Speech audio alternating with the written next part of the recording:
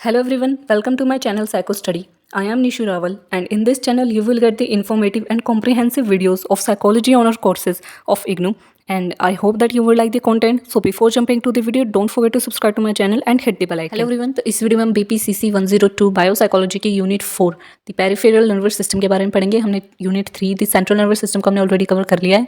जिसने नहीं देखा है चैनल की प्लेलिस्ट में आपको दो प्लेलिस्ट मिल जाएगी, BPCC 101 और BPCC 102। तो आपको जो भी यूनिट्स देखने आप जाकर के चेक कर सकते हैं। और तो अभी हम स्टार्ट कर देते हैं unit 4 the peripheral nervous system. तो सबसे पहले ये यूनिट का इंट्रोडक्शन है। Nervous system is a complex network of nerves and cells that carry information to and from various parts of the body. तो नर्वस सिस्टम, तो जो ये नर्वस सिस्टम ये क्या है, एक बहुत ही कॉम्प्लेक्स नेटवर्क है नर्व्स का और सेल्स का, जो कि इन्फॉर्मेशन हमारी बॉडी से हमारे ब्रेन तक पहुंचाते हैं। डिफरेंट एरियाज जो डिफरेंट पार्ट्स हैं हमारी बॉडी के, उन सबसे इन्फॉर्मेशन कलेक्ट करते हैं और उधर तक पहुंचाते भी हैं। यूनिट 3 में हमने जो है मेन जो डिविजन्स है नर्वस सिस्टम की, उनके बारे में पढ़ा था कि नर्वस सिस्टम में कौन कौन से डिविजन्स है। देखो, नर्वस सिस्टम को दो पार्ट्स में डिवाइड करा गया, सेंट्रल नर्वस सिस्टम और पेरिफेरल नर्वस सिस्टम। यूनिट 3 में हमने सेंट्रल नर्वस सिस्टम के बारे में कवर कर लिया था कि सेंट्रल नर्वस सिस्टम क्या है। सेंट्रल नर्वस सिस्टम में हमारा ब्रेन और स्पाइनल कोड आता है और पेरिफेरल नर्वस सिस्टम में जितनी भी नर्व्स हैं वो सब आती हैं। तो सेंट्रल नर्वस सिस्टम हमने कवर कर लिया है और अब हम पेरिफेरल नर्वस सिस्टम के बारे में पढ़ेंगे।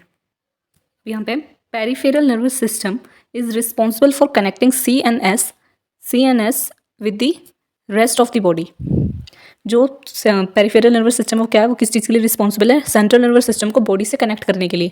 तो इधर सेंट्रल नर्वस सिस्टम है, ये सेंट्रल नर्वस सिस्टम में क्या क्या आता है, हमारा ब्रेन और स्पाइनल कोड, और ये है पेरिफेरल नर्वस सिस्टम। इसमें जितनी भी नर्व्स हैं वो सब आती हैं और ये हमारे जो ब्रेन है और जो स्पाइनल कोड है उनसे कनेक्शन करती हैं। बॉडी के जितने भी पार्ट्स हैं उनको ब्रेन से कनेक्ट करती हैं पेरिफेरल नर्वस सिस्टम में।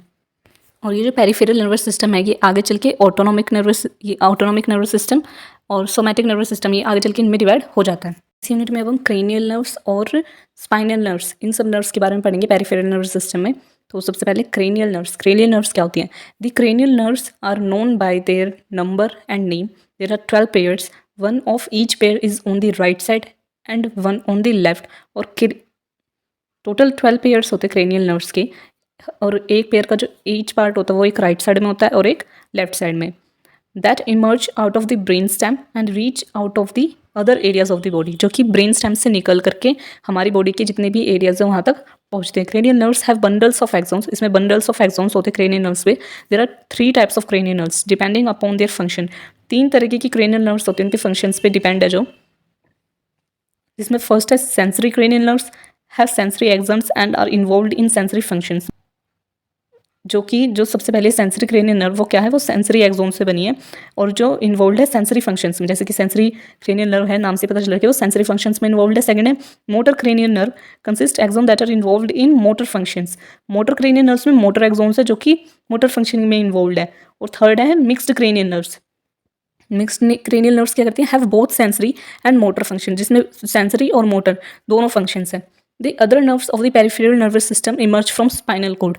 जो दूसरा the other nerves of the peripheral nervous system, जो दूसरी जो नर्व्स है पेरिफेरल नर्वस सिस्टम की, वो स्पाइनल कोड से इमर्ज होती है, जिसे स्पाइनल नर्व्स कहते हैं। अब हम आगे क्रेनियल नर्व्स पढ़ेंगे।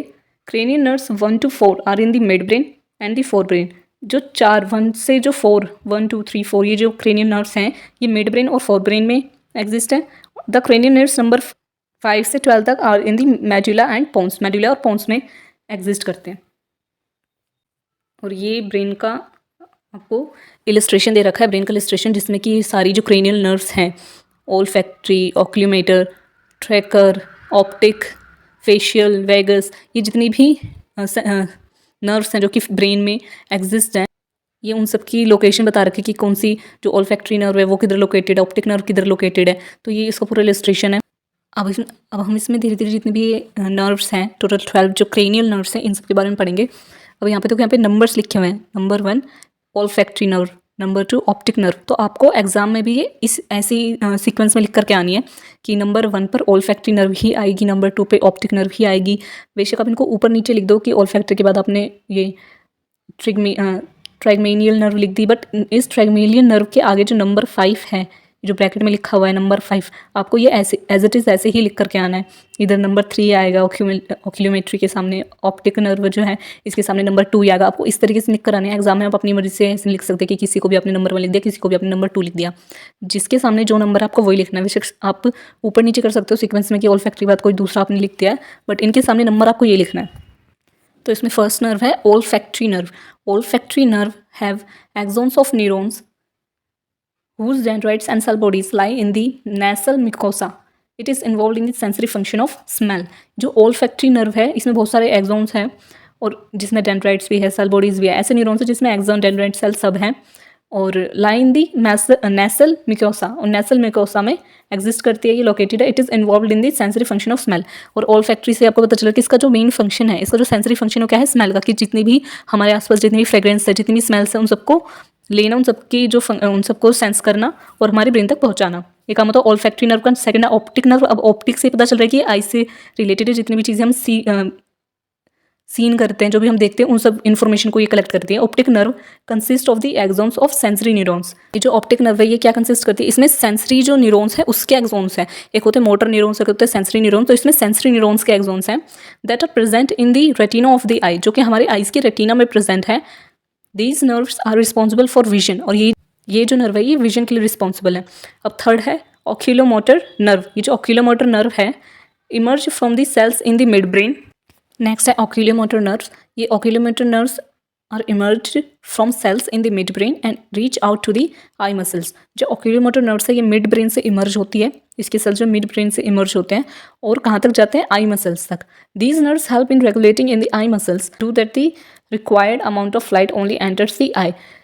तो ये जो नर्व्स होती है ऑक्यूलोमेट्री नर्व्स, इनका क्या काम होता है, ये जो हमारी आइज़ की मसल्स है वहाँ तक रीच करती है, वहाँ तक जाती है मिड ब्रेन से निकल करके, और उनका क्या काम होता है, जो हमारी आई मसल्स हैं उसको रेगुलेट करना। कि जितनी रिक्वायर्ड अमाउंट लाइट हमारी आइज़ को चाहिए सिर्फ उतनी ही अमाउंट ऑफ लाइट हमारी आइज़ तक जाए। जैसे कि आपने कभी नोटिस करा हो कि अगर बहुत तेज़ धूप है, ठीक है, और आप जो सन है उसकी तरफ देखो, सनलाइट की तरफ आप डायरेक्ट एक सन की तरफ देखो, वो भी जब दिन में 12-1 बजे के करीब, जब सन जो है तो बहुत जो है उसकी जो लाइट होती है बहुत ज़्यादा तेज़ होती है। मतलब कि जब हम सन की तरफ देखते हैं बिना कोई ग्लासेस के, नेक्ड आइज से, तो क्या होता है हमारी आंखें अपने आप बंद होने लगती हैं, हम देख नहीं पाते उस तक बहुत देर तक या थोड़ी देर तक भी। क्यों? क्योंकि जो ये मसल्स होती हैं, जो हमारी आइज़ होती है वो अपने आप बंद होने लगती हैं, क्योंकि ये जो ऑक्यूलोमेट्री नर्व्स हैं ये हमारी आइज़ में उतनी ही लाइट जाने देती है जितनी की रिक्वायर्ड होती है। अगर ज़रूरत से ज़्यादा लाइट जाएगी तो हमारी आंखें खराब हो जाएंगी, इस वजह से ये हमारी आंखों को बंद करने लगती है। तो ये जो हमारी आइज़ की मसल्स का जो रेगुलेटिंग का काम है ये करते हैं oculomotor nerves.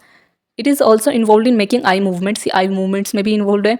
Regulating the size of pupil, जो हमारी आइज़ की जो ये पीपल है इसके साइज़ को भी मेंटेन करने का काम करती है। And function of accommodation in the eye, और एकोमोडेशन का जो फंक्शन है हमारी आइज़ में उसको भी रेगुलेट करती है। अब नेक्स्ट फोर्थ है trochlear nerve. Trochlear nerve emerges from the cells in the midbrain. जो ट्रोक्लियर नर्व्स है मिड ब्रेन के सेल से इमर्ज होती है। The motor fibres extended from the trochlear nerve to the superior oblique muscles of the eye. The motor fibers extended from the trochlear nerve to the superior oblique muscles of the eye. जो motor fibres हैं वो trochlear nerve से extend होकर के, यानी कि trochlear nerve से motor fibres extend होते हैं और कहाँ तक जाते हैं, superior oblique muscles of the eye. जो आई की, जो हमारी आइज़ है उनकी जो सुपीरियर ओब्लिक मसल्स हैं वहाँ तक। This nerve is responsible for mediating the movements of the eyes. और ये जो ट्रोक्लियर नर्व्स है ये किसके लिए रिस्पॉन्सिबल है, हमारी आइज़ की मूवमेंट्स के लिए। And also making motor movements, और जितनी भी मोटर मूवमेंट्स होती है उनमें भी ये नर्व हेल्प करती है। ये आपके सामने इलस्ट्रेशन है ट्राइगमिलियन नर्व की। नेक्स्ट नर्व है फिफ्थ ट्राइगमिनियल नर्व, और इसके अंदर ये जोन्स आते हैं। यहाँ पे ये नर्व लोकेटेड है हमारे ब्रेन में, और ये इसके 3 जोन्स हैं। जो ट्राइजेमिनल नर्व है trigeminal nerve divides into 3 kinds of nerves. जो ट्राइजेमिनल नर्व है इसको 3 काइंड ऑफ नर्व्स में डिवाइड कर रखा है, और 3 नर्व्स में डिवाइड कर रखा है, जैसे कि हमने पिछली इलस्ट्रेशन में देखा था। जिसमें फर्स्ट है ऑप्थैलेमिक नर्व, और मैक्सिलरी नर्व, और मैंडिबुलर नर्व। इन 3 नर्व्स में इसे आगे चल के डिवाइड कर रखा है। There are sensory neurons in these 3 kinds of nerves. और ये जो नर्व्स है there are sensory neurons in these 3 kinds of nerves. इन तीनों नर्व्स में सेंसरी न्यूरॉन्स हैं। सेंसरी न्यूरॉन्स यानी कि जो इन्फॉर्मेशन कलेक्ट करने का काम करते हैं। That help to carry impulses from the skin, mucosa of the head and the teeth to the cell bodies in the trigeminal ganglion. और ये तीनों नर्व्स में जो सेंसरी न्यूरॉन्स है वो क्या काम करते हैं कि हमारी स्किन में जितने भी जो इम्पल्सेस हैं, स्किन को जितने भी इम्पल्सेस मिलते हैं, कोर्स ऑफ द हेड, इनको हेड को जितने भी इम्पल्सेस मिलते हैं, टीथ्स को जितने भी इम्पल्सेस मिलते हैं, उन सबको कलेक्ट करती है और कलेक्ट करके कहाँ पे ट्रांसफ़र करती है, ट्रांसफ़र करती है to the cell bodies in the trigeminal ganglion. Trigeminal ganglion में के जो सेल बॉडीज़ हैं वहाँ तक ट्रांसफ़र करती है। They have mixed functions like sensation in the head and face. It is also involved in chewing and proprioception. It controls the movement of muscles in the jaw. और ये जो nerves हैं इनके कुछ मिक्स्ड फंक्शन भी है। Mixed function कैसे रहते हैं? हमारे हेड में जितने भी सेंसेशन होते हैं, फेस में जो सेंसेशन होते हैं उसको भी कलेक्ट करते हैं। साथ में it is also involve in chewing and proprioception. साथ में ये च्यूइंग और प्रोपायोसेप्शन में भी इन्वॉल्व है। It controls the movement of muscles in the jaw. और हमारी जॉ मसल्स में की जितने भी मूवमेंट्स हैं, जो हम खाना खाते हैं, जो हमारी जॉ मूवमेंट्स हैं, उन सबको भी ये कंट्रोल करते हैं। यानी कि ये नर्व्स का क्या काम है? सेंसरी फंक्शन भी कर रही है, साथ में मोटर फंक्शन भी कर रही है कि जो लाइन है उनके भी जो मूवमेंट्स है उसे कंट्रोल कर रही है। ये मोटर फंक्शनिंग होगी। और साथ में सेंसेशन, यानी कि हमारी हेड में, फेस में जितनी भी सेंसेशन है उन सबको भी कंट्रोल करती है, उन सबको भी परसीव करती है, उन सब सेंसेशंस को। और ये प्रोपायोसेप्शन क्या है? यहाँ पे लिखी हुई है, इसको एलेबोरेट करा हुआ है कि proprioception is the sense through which the person perceives the position and movement of one's body. यानी कि हम जब सामने वाले के कोई भी पर्सन है, कोई भी लिविंग बीइंग है, उसकी जो बॉडी मूवमेंट्स है, उसकी जो पोजीशन है, उसको जब हम परसीव करते हैं तो हम किस तरीके से परसीव करते हैं उस सामने वाले पर्सन की बॉडी को, उसकी मूवमेंट्स को, वो सब क्या है? Proprioception. This includes the sense of equilibrium and balance. और इसमें क्या इक्विलिब्रियम और बैलेंस इन्वॉल्व होता है। जब हम सामने वाले पर्सन की क्या मूवमेंट्स है, क्या वो किधर जा रहा है, किधर आ रहा है, या फिर वो कैसे, अगर कोई हमारे ऊपर बॉल थ्रो कर रहा है तो किस डायरेक्शन में बॉल आ रही है, जो पूरी जो सेंसेस हम लेते हैं, जितनी भी सेंसेस हम लेते हैं, इसको क्या बोलते हैं? प्रोपायोसेप्शन। और जो ट्राइजेमिनल नर्व्स हैं वो इस प्रोपायोसेप्शन में भी इन्वॉल्व हैं। और यहाँ पे ये जो ट्राइजेमिनल नर्व्स हैं, इसके जो ये ओपिथेलमिक और मैक्सिलरी और मैंटिबुलर नर्व्स हैं, इनके बारे में लिख रखा है।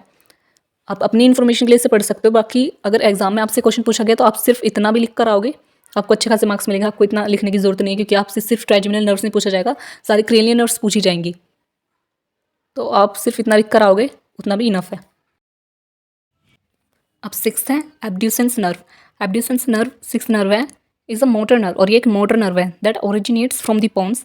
It is also involve in motor functions. Abducens nerve जो एक मोटर नर्व है, और ये जो हमारे ब्रेन में एक पार्ट है पोन्स, PONS, उसमें ओरिजिनेट होती है। और ये किस फंक्शन में इन्वॉल्व है? मोटर फंक्शंस में इन्वॉल्व है, क्योंकि एक मोटर नर्व है तो ये किस फंक्शंस में इन्वॉल्व है? मोटर फंक्शंस में।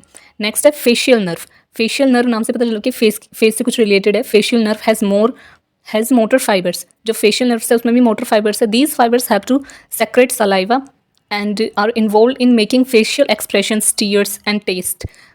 और ये जो फेशियल नर्व है ये मोटर फाइबर्स हैं इसके अंदर, और ये जो फाइबर्स होते हैं ये सलाइवा को सेक्रेट करने में हेल्प करते हैं। और साथ में जितने भी हमारी फेशियल एक्सप्रेशंस जो हम बनाते हैं, जितने हमारे फेशियल एक्सप्रेशंस है उसमें इन्वॉल्व है, और टीयर्स में और टेस्ट में, कि अगर हम रोते हैं तो जो आंसू आते हैं वो भी इसी फेशियल नर्व की वजह से आते हैं। टेस्ट भी हम इसी नर्व की वजह से कर पाते हैं। जो सलाइवा वो भी इसी की वजह से सेक्रेट हो पाता है। तो ये फंक्शंस होते हैं फेशियल नर्व के। अब एट्थ है vestibulocochlear nerve. The vestibulocochlear nerve, ये एट्थ नर्व है, इज एन ऑडिटरी नर्व। ये एक ऑडिटरी नर्व है।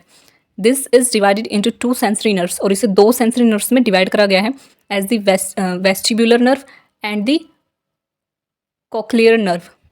अब देखो ये जो नाम है वेस्टिबुलो कोक्लियर नर्व, ये जो नाम है इसको 2 में डिवाइड कर दो अगर, तो वेस्टिबुलर और दूसरा कोक्लियर नर्व, ये 2 अलग नर्व्स हो जाएंगी। इन 2 लफ्ज़ को, इन 2 नामों को मिला करके ये पूरा वेस्टिबुलो जो भी ये नाम है इसमें बना रखा है। इसके 2 पार्ट्स हैं, 2 डिवीजन है, एक है वेस्टिबुलर और दूसरा है कोक्लियर। ये 2 नर्व्स है इसके अंदर। These nerves are involve in the function of hearing and maintaining balance in the body. और ये जो दोनों नर्व्स हैं ये किस में फंक्शन करती है? ये हेल्प करती हैं जितनी भी जो हमारी हियरिंग फंक्शंस है उसमें इन्वॉल्व है एक तो, और एक इन्वॉल्व है हमारी बॉडी के बैलेंस को मेंटेन करने में। जितनी भी चीज़ें हम सुन पाते हैं वो भी इसी नर्व की वजह से कर पाते हैं, और हमारी बॉडी का जो बैलेंस मेंटेन होता है वो भी इसकी वजह से होता है। अब नेक्स्ट है नाइन्थ है glossopharyngeal nerve. The glossopharyngeal nerve is made up of both the sensory and motor fibres. ये जो नर्व है अभी हमने जितनी पढ़ी थी, या तो कोई सेंसरी थी या तो कोई मोटर थी, और ये जो है ये सेंसरी और मोटर दोनों नर्व्स इसके अंदर आती हैं, दोनों फाइबर्स इसके अंदर आते हैं। It sends impulses to the tongue. ये जो हमारी टंग है उसको इम्पल्सेस सेंड करती है थ्रोट को, and is involved in swelling sensations of the tongue, secretion of saliva। देखो ये जो नर्व है ये सेंसरी और मोटर फंक्शंस दोनों इसके अंदर आते हैं, दोनों फाइबर्स हैं। It sends impulses to the tongue, ये हमारी जो टंग है उसको सेंसेस सेंड करती हैं, इम्पल्सेस सेंड करती है, हमारे थ्रोट को इम्पल्सेस सेंड करती है और स्वेलिंग में इन्वॉल्व है। साथ में जो हमारी टंग के सेंसेशन है यानी कि कोई भी चीज़ हम टेस्ट करते हैं तो वो जो सेंसेशन टंग का है वो इसमें इन्वॉल्व है। सेक्रेशन ऑफ सलाइवा, सलाइवा का सेक्रेशन भी इसमें इन्वॉल्व है। It also helps in controlling the blood pressure and respiration, और ये साथ में हमारी बॉडी के ब्लड प्रेशर और रेस्पिरेशन को भी मेंटेन करके रखती है, कंट्रोल करती है। अब 10th नर्व है vagus nerve. The vagus nerve is made up of the both the sensory and motor fibres, ये भी सेंसरी और मोटर फाइबर्स दोनों से मिलकर के बनी है। The sensory fibres extended to several parts of the body, और जो ये सेंसरी फाइबर्स है ये बहुत से जो हमारी बॉडी के जितने भी पार्ट्स हैं, जो सेवरल पार्ट्स हैं वहाँ तक एक्सटेंड हुई है। And control the heart rate, जो हमारे हार्ट रेट है उसको कंट्रोल करती है, वॉइस प्रोडक्शन को कंट्रोल करती है, swelling and other vascular function, और जितने भी वेस्कुलर फंक्शंस है उस सबको कंट्रोल करती है। नेक्स्ट है एक्सेसरी, 11th है एक्सेसरी नर्व। एक्सेसरी नर्व क्या है? This is a motor nerve, ये एक मोटर नर्व है। Some of its fibres originate in the medulla and extended to the thoracic and abdominal viscera as well as the pharynx and larynx। तो जैसे कि मैंने बताया कि जो ये एक्सेसरी नर्व है ये क्या है? मोटर नर्व्स हैं, मोटर नर्व्स हैं, और ये इसके जो कुछ फाइबर्स हैं वो मेड्यूला से ओरिजिनेट होते हैं और कहाँ तक जाते हैं? थोरेसिक तक, एब्डोमिनल विस्केरा तक और फेरिक्स और लेरिंग्स तक। Hence this nerve is considered as an accessory to the vagus nerve, और इसी वजह से जो ये नर्व है इसे वैगस की एक्सेसरी नर्व भी कहा जाता है। देखो एक्सेसरी मीन्स, एक्सेसरी मतलब सहायक, यानी कि ये जो वेग नर्व है उसकी सहायक है, उसकी मदद करती है, हेल्प करती है। लेरिंग्स और फेरिंक्स तक पहुंचती है ये मेड्यूला से निकल करके, मेड्यूला से ओरिजिनेट होकर के, और वेग नर्व की क्या है? एक्सेसरी है, सहायक है। Since it has spinal components, क्योंकि इसमें स्पाइनल कॉम्पोनेंट्स है, it was earlier also known as spinal accessory nerve, इसलिए इसे स्पाइनल एक्सेसरी नर्व भी कहा जाता है। This nerve is responsible for shoulder movements, ये शोल्डर मूवमेंट्स के लिए, टर्मिंग ऑफ द हेड और movements of viscera, voice production और प्रोप्रायोसेप्शन, इन सब फंक्शंस के लिए ये रिस्पॉन्सिबल है। अब लास्ट है हाइपोग्लोसल नर्व। हाइपोग्लोसल नर्व का ये एक मोटर फाइबर है in the hypoglossal nerve. Hypoglossal जो ये नर्व है इसमें क्या मोटर फाइबर्स हैं extended to the tongue muscles, जो कि हमारी टंग के मसल्स तक पहुंचते हैं। This nerve is responsible for movements made by the tongue, और हमारी जो टंग है वो जितनी भी मूवमेंट्स करती है, यानी कि जब हम बोल रहे हैं, अभी मैं भी बोल रही हूँ, तो जितनी भी मूवमेंट्स हो पा रही हैं ये हाइपोग्लोसल नर्व जो है उसकी वजह से हो पा रही है, वो रिस्पॉन्सिबल है इसके लिए। तो हमने सारी जितनी भी क्रेनियल नर्व्स थी, टोटल 12 क्रेनियल नर्व्स है, इन सब के बारे में हमने पढ़ लिया है। अब नेक्स्ट है स्पाइनल नर्व्स क्या है। अब नेक्स्ट टॉपिक है स्पाइनल नर्व्स। स्पाइनल नर्व्स क्या है? Spinal nerves are 31 in all, जो स्पाइनल नर्व्स हैं वो 31 स्पाइनल नर्व्स है total. They do not have spinal special names like the cranial nerves, इनके कोई स्पेशल, जैसे कि हमने देखा भी क्रेनियल नर्व्स हैं उन सब के क्या है? स्पेशल नेम्स है। ओल्फैक्टरी नर्व है, ऑक्सीपिटल है, मतलब जितने भी ये नर्व्स हैं, हाइपोग्लोसल नर्व हो गए, जितने भी नर्व्स हैं सबके अपने नाम है, स्पेशल नाम है 12 नर्व्स के। और ये जो स्पाइनल नर्व्स में टोटल 31 नर्व्स हैं, स्पाइनल नर्व्स, इनका कोई स्पेशल नाम नहीं है। These nerves emerge from the spinal cavity, ये स्पाइनल कैविटी से इमर्ज होती है, यानी कि जो गैप होता है, जो स्पेस होता है उसे कैविटी कहते हैं। तो ये जो गैप है स्पाइनल कोड में, उसमें जो गैप है उससे कहते हैं स्पाइनल कैविटी, वहाँ से इमर्ज हुई है। And are known according to the level of vertebral column from which they emerge, और जो वर्टेब्रल कॉलम है जहाँ से इमर्ज होते हैं उनके ऊपर जो लेवल है उसको बेस किया जाता है कि हाँ ये इस लेवल से, जो टोटल 31 लेवल्स हैं, 31 वर्टेब्रेस हैं, उनमें से कहाँ से ये इमर्ज हुई है उसके बेसिस पे इनको डिफाइन करा जाता है, इनके नेम दिए जाते हैं। Those that arise from the cervical vertebrae are known as cervical nerve pairs. देखो जो पहली यूनिट थी, 3rd यूनिट, उसमें हमने पढ़ा था कि जो स्पाइनल कॉर्ड होती है उसके 4 पार्ट्स होते हैं। जो सबसे ऊपर पार्ट होता है उसे सर्वाइकल बोलते हैं, फिर थोरेसिक, ऐसे करके टोटल 4 पार्ट्स होते हैं, 4-5 पार्ट्स होते हैं। जिसने नहीं देखी वीडियो जाकर के देखो, उसी से ज़्यादा अच्छे से समझ में आएगा। और वो इलस्ट्रेशन जो है स्पाइनल कोड की, वो भी काफ़ी बार एग्जाम में पूछी जाती है। लास्ट जो एग्जाम था उसमें भी स्पाइनल कोड का स्ट्रक्चर भी पूछा गया था और स्पाइनल कोड के फंक्शंस भी पूछे गए थे, तो वो क्वेश्चन काफ़ी इंपॉर्टेंट है, उसे ज़रूर करके जाना। और यहाँ पे भी उसी से रिलेटेड बात पूछी गई है, क्योंकि स्पाइनल नर्व्स है तो स्पाइनल कोड तो आएगी इसमें। तो जो सर्वाइकल पार्ट है, जो सर्वाइकल वर्टेब्रे हैं, वहाँ से क्या होती है? सर्वाइकल नर्व पेयर निकलते हैं। These are 8 number and located as, these are 8 in number, ये टोटल 8 होती हैं। सर्वाइकल जो नर्व पेयर है स्पाइनल कोड में, ये टोटल 8 हैं, और जिन्हें C1 थ्रू C8 तक लिखा जाता है, क्योंकि देखो सर्वाइकल है C1 और C8, टोटल 8 है, इसलिए C1 से C8 तक। The nerves arising from the vertebrae in the thoracic region are known as thoracic nerve pair, और जो थोरेसिक रीजन से निकलती है उन्हें थोरेसिक नर्व पेयर कहते हैं. दीज आर 12 इन नंबर्स, ये टोटल 12 होती है और इन्हें T1 से T12 तक डिनोट किया जाता है. There are 5 nerves that emerge from the vertebrae in the lumbar area known as lumbar nerve pair. जो टोटल 5 जो नर्व्स हैं वो इमर्ज होते हैं वर्टेब्रे के ल्यूम्बर एरिया से, और उस वो जितनी भी वो ल्यूम्बर एरिया से नर्व्स निकलती हैं उन्हें क्या कहते हैं, lumber nerve pair L1 to L5. The nerves arising from the sacral vertebrae are 5 and known as sacral nerve pairs S1 through S5. और जो sacral एरिया से निकलती हैं उन्हें sacral nerve pairs कहते हैं. टोटल ये 5 होती हैं, इसलिए S1 से S5. ये काफ़ी ईजी है, बस आपको ये स्पाइनल कोड का पता होना चाहिए कि उसके टोटल 5 पार्ट्स में जो स्पाइनल कोड है उसे डिवाइड करा जाता है. सबसे पहले सर्वाइकल, फिर थोरेसिक, फिर ल्यूम्बर, फिर सैक्रल और फिर सबसे लास्ट में कॉक्सीजियल. और जो सबसे लास्ट है, the last one is known as the coccygeal pair of spinal nerves. सबसे लास्ट जो है कॉक्सीजियल पेयर है स्पाइनल नर्व्स का, जिसे कॉक्सिक रीजन और टिप ऑफ द स्पाइनल को, जो सबसे लास्ट में जो टिप होती है उसे कॉक्सीजियल कहते हैं. उस एरिया में जो नर्व्स है उन्हें कॉक्सीजियल पेयर ऑफ नर्व्स कहते हैं, कॉक्सीजियल स्पाइनल नर्व्स. और ये एक ही पेयर है उधर. तो ये थी सारी स्पाइनल नर्व्स. यहाँ पे नीचे आपको ये चेक योर प्रोग्रेस 1 दे रखी है, जिसमें फर्स्ट ये टेबल है, और इस टेबल में आपको फर्स्ट ये दे रखा है list the number, names and major function of cranial nerves. अभी जो हमने क्रेनियल नर्व्स पढ़ी हैं उसके जो फंक्शंस हैं वो आपको यहाँ पे लिखने. पहले सबसे नंबर 1 पे ओल्फैक्टरी नर्व थी, ओल्फैक्टरी क्रेनियल, तो उसका नाम लिखना है नंबर 1, और ओल्फैक्टरी के लिए यहाँ पे नाम आ जाएगा ओल्फैक्टरी क्रेनियल नर्व, और फिर उसका फंक्शन. इस तरीके से ये वाला क्वेश्चन आपका हो जाएगा.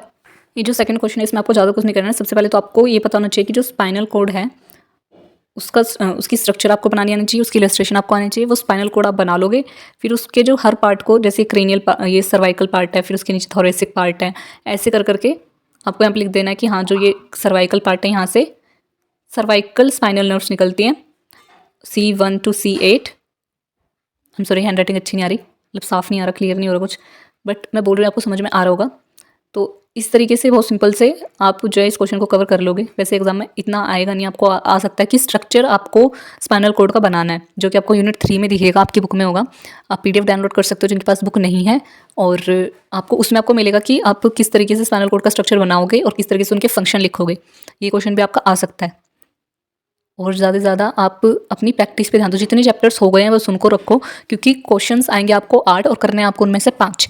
तो आप अगर सारे चैप्टर्स नहीं कर पा रहे हो, एक छोड़ दे रहे हो, तो उसको छोड़ दो, कोई बात नहीं. बट जितने भी आपके रेडी वो इतने अच्छे से रेडी होने चाहिए कि अगर उसमें से कोई भी क्वेश्चन आ गया तो आप उसको कवर कर ही लो. अगर एक चैप्टर छूट रहा है कोई बात नहीं है. BPCC 101 में 9 चैप्टर्स हैं, तो आप 9 के 9 नहीं कर पा रहे हो. कोई एक चैप्टर आपको बहुत ज़्यादा टफ लग रहा है या फिर बहुत ज़्यादा टाइम कंज्यूमिंग लग रहा है, आपको लग रहा है इसके चक्कर में और 2-3 चैप्टर छूट जाएंगे, तो आप उस चैप्टर को मत करो. इतना अभी मत करो, आप बाद में उसको पढ़ लो. बट सिर्फ एग्जाम के लिए आप ऐसा करो कि आप अगर एक चैप्टर छोड़ पा रहे हो, एक चैप्टर आपको छोड़ना पड़ रहा है, तो उसके लिए इतनी टेंशन मतलब कि अगर उसमें से कुछ आ गया तो, क्योंकि आपको 5 ही क्वेश्चन करने हैं. टोटल आपको 8 क्वेश्चन दिए जाएंगे, और जिसमें से 2 पार्ट्स होते हैं, 2 सेक्शंस होते हैं. फर्स्ट सेक्शन में आपको 4 क्वेश्चन दिए जाएंगे, सेकंड सेक्शन में आपको 4 क्वेश्चन दिए जाएंगे. तो आपको दोनों को मिला करके आपको 5 क्वेश्चन करने, यानी कि सेक्शन A में से कोई 2 या 3 और सेक्शन B में से कोई 2 या 3, टोटल आपके 5 क्वेश्चन होने चाहिए. और दोनों सेक्शंस में 2 क्वेश्चन कंपलसरी होते ही आपको पेपर में लिखा हुआ रहेगा. तो इस तरीके से आप पेपर कवर कर ही लोगे. तो ज़्यादा से ज़्यादा फोकस करना है इलस्ट्रेशंस पे. और अगर आपका कोई क्वेश्चन ऐसा जिसमें पॉइंट्स है, तो आप उसको सबसे पहले ऊपर हेडिंग डाल करके फिर उसके 4 पार्ट्स ऐसे ड्राइंग सी करते हैं ना, 4 पार्ट्स आपने ऐसे करके लिखा है, क्योंकि इग्नू में मार्क्स मिलते हैं आपको पन्ने भरने के. आपने पेजेस भर दिया, आपको मार्क्स मिल गए.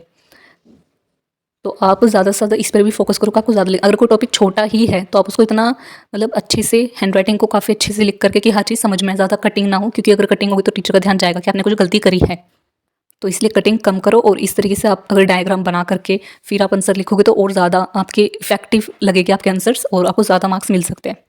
और इतना ज़्यादा दिल पे नहीं लेना अगर थोड़ी से कम मार्क्स हो गए तो, क्योंकि इग्नू में मार्क्स बहुत ज़्यादा नहीं देते हैं. तो आपको इतना करना है कि आपको अपना 100% देना है. थोड़ा सा इफेक्टिव आंसर लिख करके आना है, डायग्राम ज़रूर बनाने हैं, स्ट्रक्चर बनाना है. अगर नहीं भी पूछा है बट आपको स्ट्रक्चर आता है तो आप फिर भी बना दो, आपके मार्क्स कम कट होंगे, आपको ज़्यादा मार्क्स मिल सकते हैं उस क्वेश्चन में. तो इस तरीके से आप अपना एग्ज़ाम लिख कर आओ. और अब 12 तारीख को एग्ज़ाम है शायद BPCC 102 का. So all the best. और ये वीडियो इधर ही खत्म हो गई है. आई होप कि वीडियो आपको अच्छी लगी. ज़्यादा तक वीडियो को शेयर करो और चैनल को सब्सक्राइब करना बिल्कुल ना भूलना. और कमेंट्स में अपनी फीडबैक एग्जाम होने के बाद प्लीज़ आप नीचे कमेंट सेक्शन में ज़रूर आकर अपना फीडबैक ज़रूर दें, ताकि मेरे को भी पता चले कि आपने किस तरीके का एग्ज़ाम आया था, कैसा गया आपका एग्ज़ाम. सो